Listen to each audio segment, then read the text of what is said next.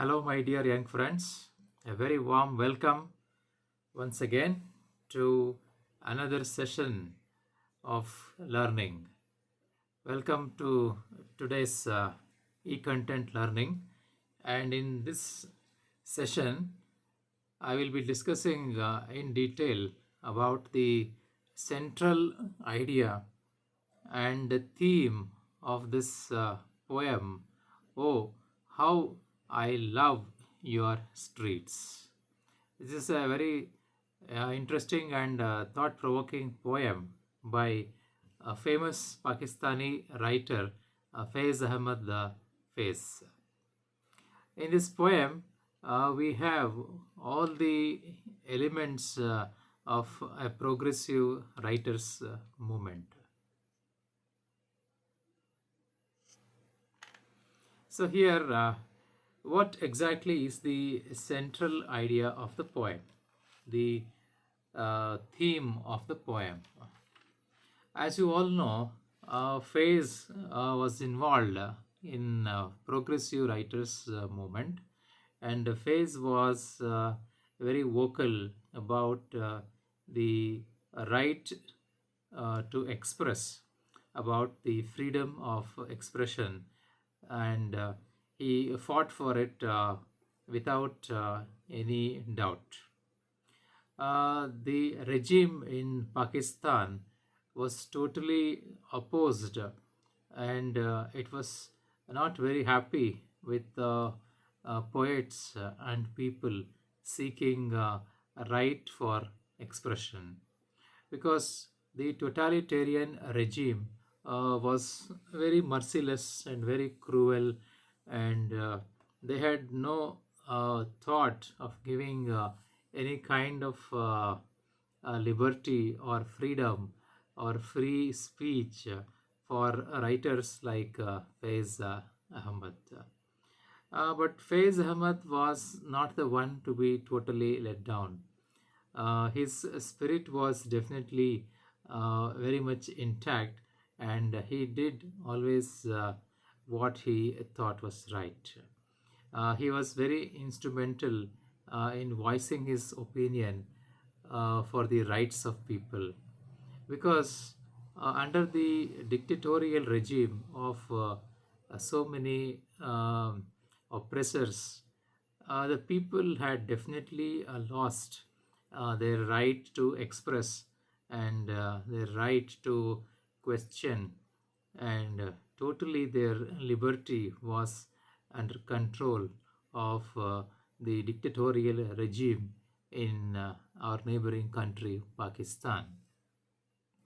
So, actually, the poem speaks about how the people were totally suppressed by the dictatorial regime of the successive dictators, because Pakistan has a very notorious history of having dictators one after the other, and the idea of democracy has not fully blown into uh, the country of Pakistan. Democracy as a system of government has definitely not been existent in Pakistan for quite a long time. In this kind of system, whereby the dictatorial regime of the neighboring country Pakistan has successfully put down several of writers, but Faiz was not the one who was willing to be cowed down by such threats. Faiz, in fact, as we know, he risked the uh, imprisonment, and he was exiled from Pakistan for a very long time, and he and he was given very stern punishment by the totalitarian regime of Pakistan. Totalitarian regime, by which I mean the system of government governance in Pakistan has totally collapsed in a way that we in our country, in India, have three separate watertight compartments, the three organs of government, which we call as a legislature, the lawmaking body of the government. The legislatures, uh, the legislature is the house of people, wherein the people in the lower house are elected, and people in the upper house also have a very vital role to play in the functioning of the government. And we have one uh, organ of the government, the executive, which is very important in the sense that it executes the laws made by the legislative body of the states and of the Union of India. And the third organ of the government we have is judiciary. Judiciary definitely is very vital to any functioning of democracy. Why? Because judiciary acts as a kind of checks and balance to the system of governance. So with these three organs of government, we have a fairly balanced and equitable system of governance in our country, which is definitely not the case with a country like Pakistan, wherein the totalitarian system continues to exist for a very long time. So here, the oppressors actually have a very major role to play, and they play definitely not something which is very conducive and something which is very, uh, you know, beneficial to the country. The oppressors here actually have a very detrimental role, which is definitely not in the interest of the governance of the country. The oppressors here have been very cruel in a sense that the people have lost their fundamental rights of freedom of speech and freedom of expression. The poets also, under the progressive writers movement in Pakistan, they were also not encouraged to express their ideas and opinion. And the progressive writers movement was given a very stern warning by successive dictatorial regimes, and finally they had to act very tough with these progressive writers in the country of Pakistan. So, in this poem, "Oh, how I love your streets," Faiz actually gives a very bleak picture of the country, of his country. And Faiz is really disappointed with the uh, plight of his country. He doesn't see a very bright future for his country. He is very much worried about the fortune of his country, which has taken such a stern beating by the dictatorial regime of Pakistan. When you look at the poem, he starts with these few lines. He says, "How I love your streets, my land of birth." By this, he means he is a Pakistani, and Pakistan has been his land of birth. He is proud to be born in Pakistan, but he is not very happy with the way the country is being run. And in the consecutive lines, he says, "Where no one may now walk with head held high. So here he is giving a very pathetic picture of Pakistan, that no one here is holding his head high and walking. So this is a very pathetic picture of the state of the country, which is definitely in a very stark contrast to what we find in Rabindranath Tagore's magnum opus, Gitanjali, the greatest collection of poems, Gitanjali, wherein I'm very happy to quote a few lines from Tagore, where he says, "Where the mind is without fear, and the head is held high, where knowledge is free, where the world has not been broken up into fragments, narrow domestic walls, where words come out from the depth of truth, where tireless striving stretches its aim towards perfection, where the clear stream of reason has not lost its way into the dreary desert sand of dead habit, where the mind is led forward by thee into ever widening thought and action. Into that heaven of freedom, my Father, let my country awake." What a wonderful poem with lot of really introspective lines. Every line in this poem I found to be very introspective, because this is a prayer which Rabindranath Tagore has made to the Almighty, that this is his vision of free India, wherein each and every citizen will have his freedom, and wherein he can hold his head high and walk without any fear. Such is the dream of Tagore, and India, the post-independent India, wherein democracy has been in existence for a very long time, ever since independence of India has been achieved.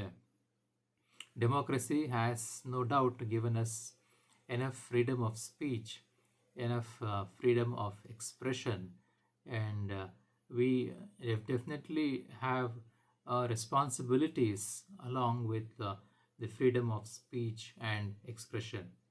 Our constitution has guaranteed us such wonderful fundamental rights, which definitely the citizens of India have been enjoying. But in stark contrast, in very, very stark contrast, look at the people, the citizens of Pakistan. Look at their plight. They have definitely lost their sense of freedom, their sense of freedom to express. With this kind of situation in Pakistan, definitely uh, Faiz Ahmad, the poet here, is very unhappy with the events that are happening in Pakistan. The oppressors have definitely put down all the rebellion and all the people who question the authoritarian and dictatorial government of Pakistan. Such people who were involved in the progressive writers movement were totally curtailed, and they were taken to task by the cruel dictatorial regime of Pakistan, which had put down such questions raised by the progressive writers, who were very thoughtful and who made lot of appeal for the freedom and for the people's right to expression. So in this poem, our Faiz Ahmad Faiz is totally unhappy with the streets of Pakistan, where the people have definitely lost their freedom, and they are not confident enough to hold their head high and walk on the streets of Pakistan. So, with these lines, he starts the poem Oh, how I love your streets. So, going further, he says, must keep their eyes to the ground. The people have to keep their eyes to the ground. That means they are not holding their head high anymore. The people have kept their eyes to the ground. And then he says there are new rules and new regulations that have been laid down. So, what are these new rules and new regulations that have been laid down? The new rules say that the people or the writers, the poets, all these intellectuals and the public in general cannot raise their voice, cannot write anything against the regime, and they cannot question the authority in any manner. And any attempt to question or to raise any kind of a question against the dictatorial regime would mean punishment by death, the highest punishment by death. So this was definitely a kind of an eye opener, wherein the people and the intellectuals of Pakistan were totally kept under the clutches of the dictatorial regime. The dictatorial regime was totalitarian in nature. All the system of governance was totally controlled by the dictatorial regime.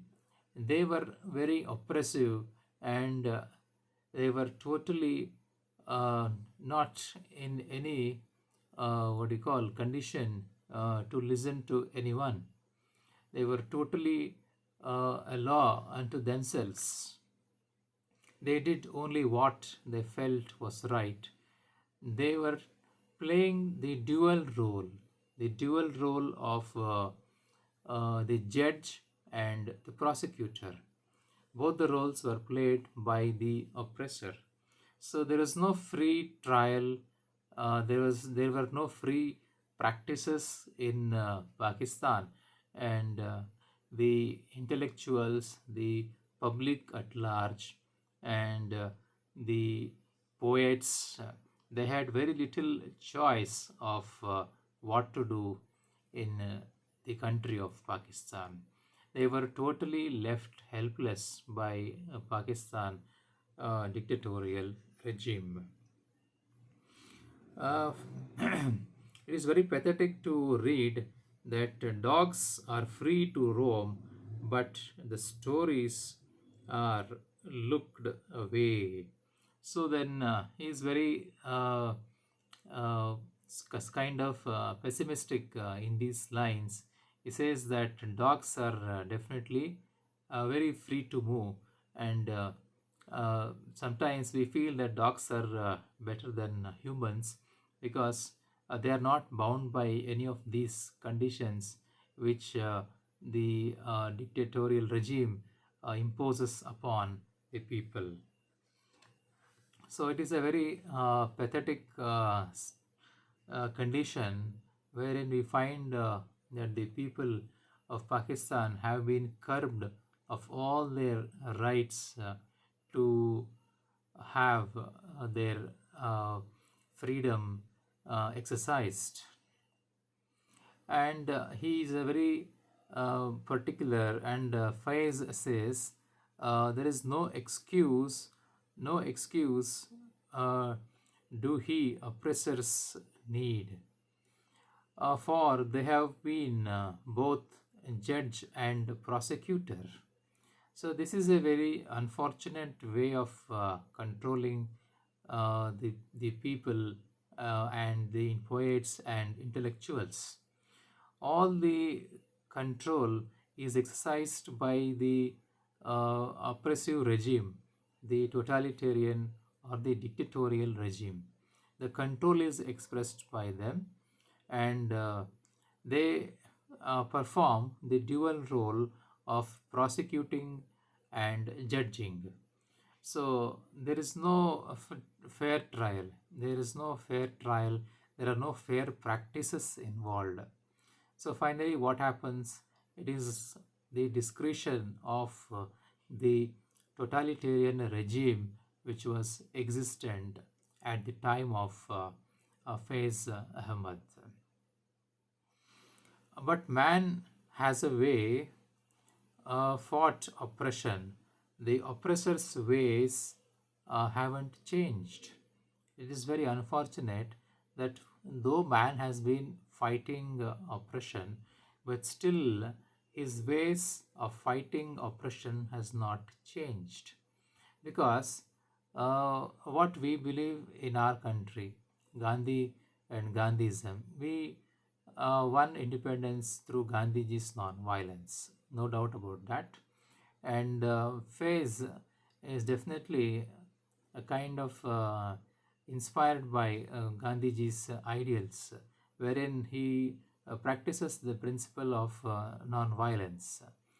Uh, Faiz believes in the power of non-violence, and he definitely has not practiced any kind of violent practices when it comes to opposing the dictatorial regime.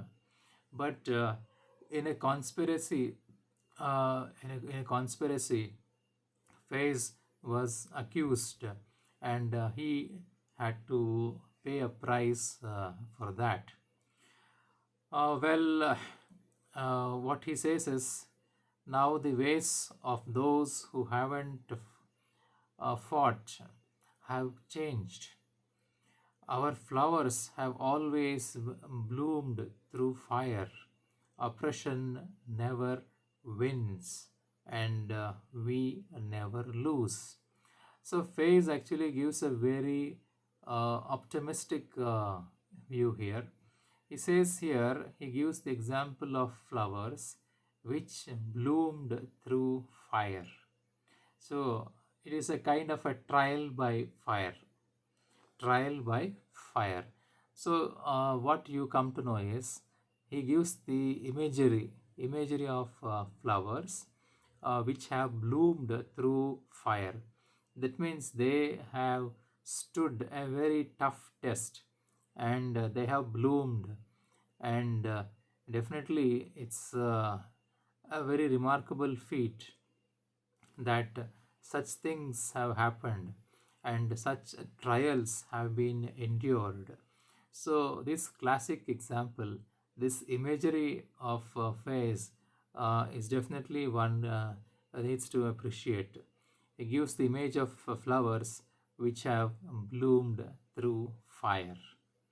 Great imagery by Faiz here, and he makes a very bold statement, a very bold statement.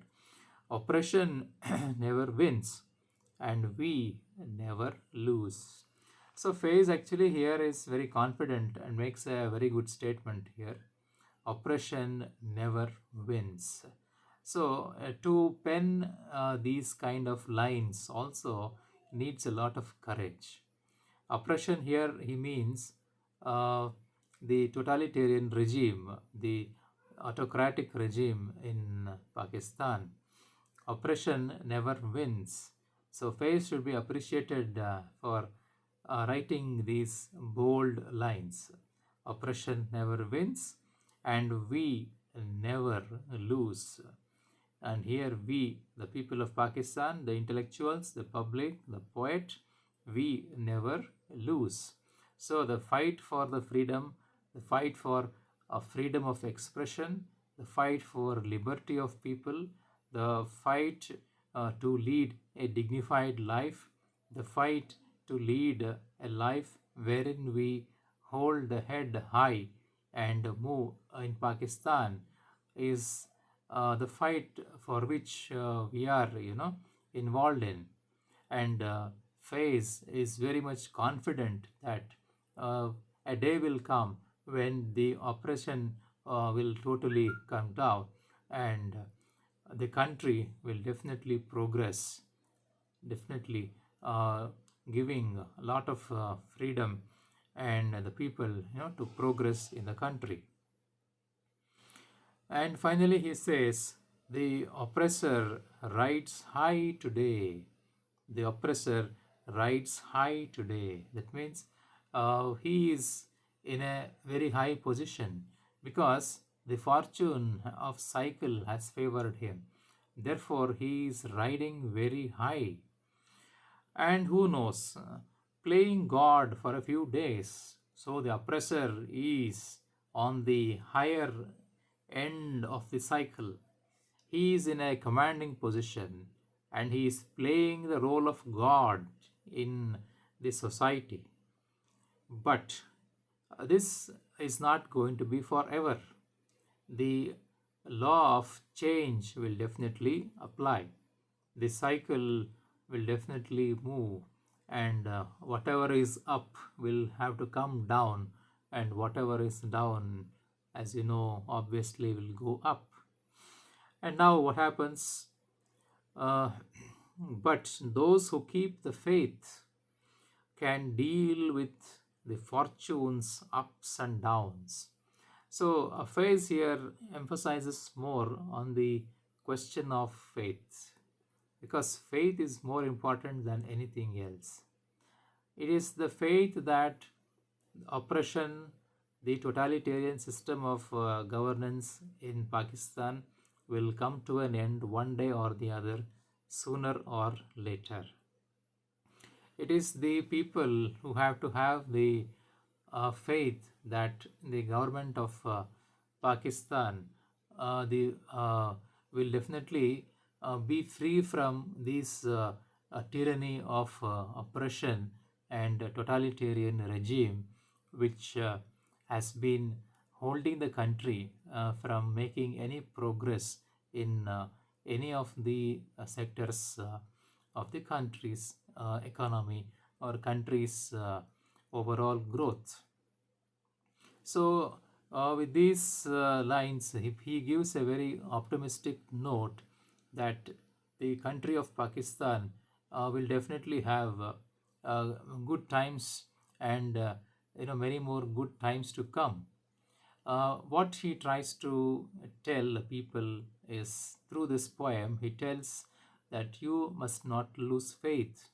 As people of Pakistan, you must keep your faith intact because today we might be facing a very tough time, but these tough times won't last.